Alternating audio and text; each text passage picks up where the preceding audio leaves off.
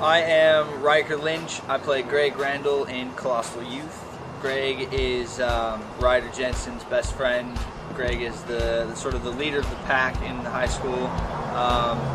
He's all about having fun and going crazy and causing trouble and throwing parties and going to parties. It's sort of like his whole MO. He is dating Erica at the first part of the movie, and then you'll see what happens as the movie goes on. But I'm very excited to play Greg. I think it's a very fun character. He's got a lot of energy, a lot of he's all about having a good time, and it's fun to sort of bring like that aspect to a high school movie, which I think, I feel like there's so many great high school movies out there, and Colossal Youth is I think it's going to be up there with the good ones. So.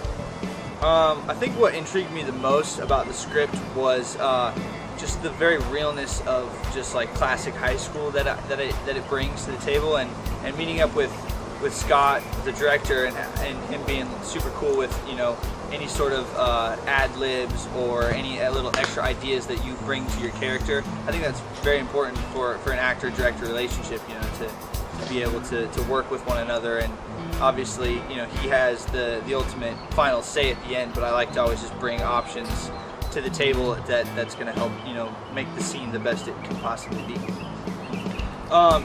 The first table read, we actually had like a Skype table read sort of a thing back in LA, and it was with Troy, myself, Kimmy, and Alexa.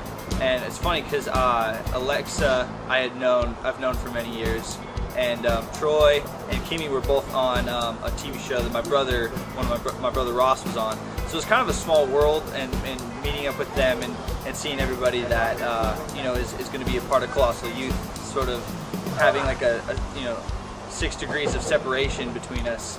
It was cool because it kind of felt like we already knew each other. So us having to play high school best friends, basically, it's going to come really naturally because we've already been hanging out.